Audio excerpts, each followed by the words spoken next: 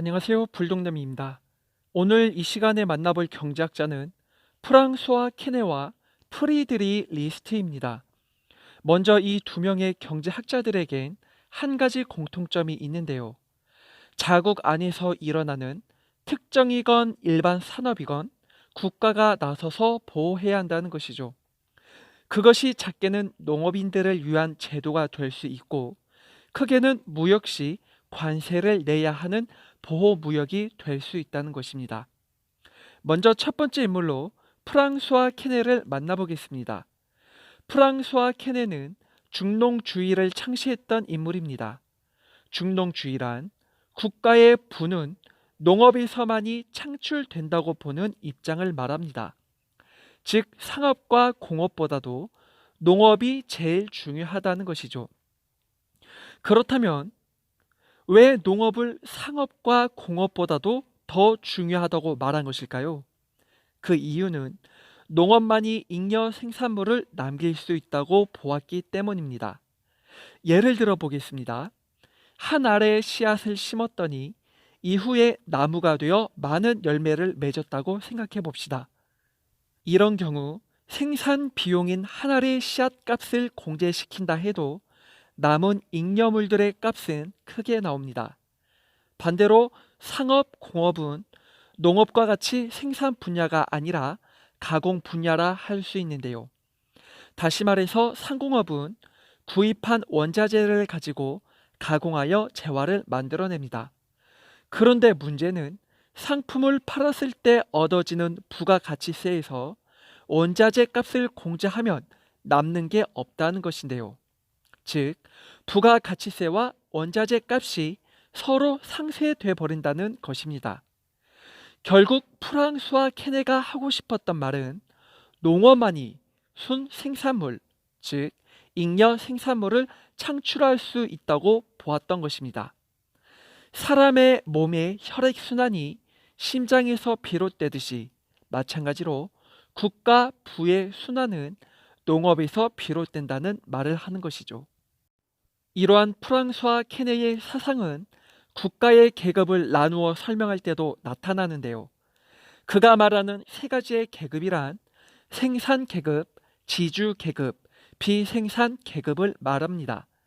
그런데 여기서 주목할 것은 생산 계급에는 농민만 들어가 있고 나머지 상공업인들은 비생산 계급에 포함되어 있다는 것이죠. 이렇게 프랑스와 케네는 농업만이 국가 부의 원천임을 밝히면서 생산 계급인 농민의 필요성을 강조했습니다. 심지어는 그가 왕에게 올린 진원서만 보더라도 농업에 대한 관심이 얼마나 높은지 알 수 있는데요. 이 중 몇 가지만 읽어보도록 하겠습니다. 첫 번째, 농민에게서 세금을 많이 걷지 말아야 한다.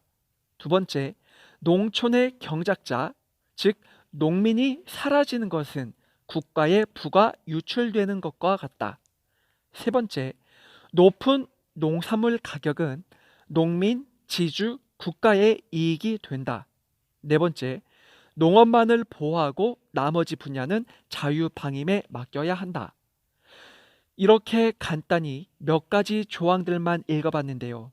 신기한 것은 프랑스와 케네가 자유방임주의를 옹호하는 인물이어도 농업만큼은 보호해야 한다고 말을 한다는 것입니다.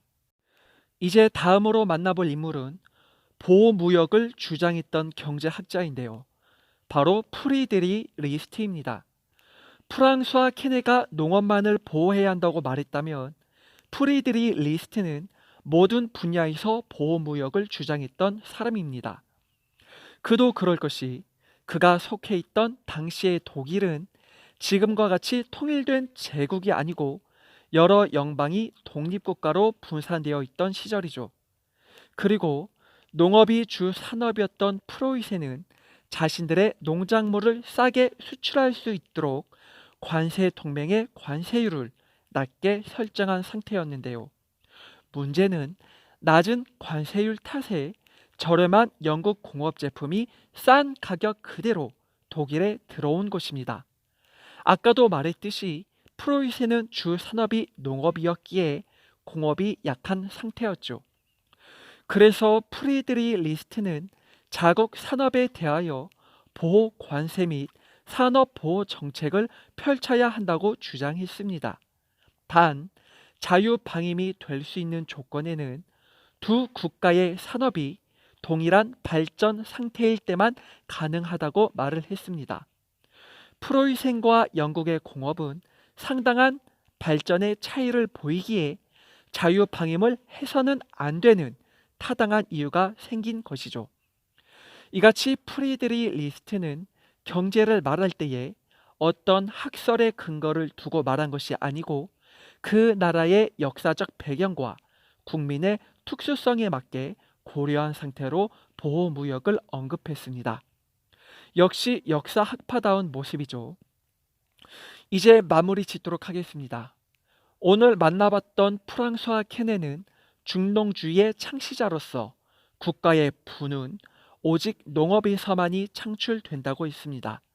그리고 농업에 대한 국가의 보호가 필요하다고 했죠.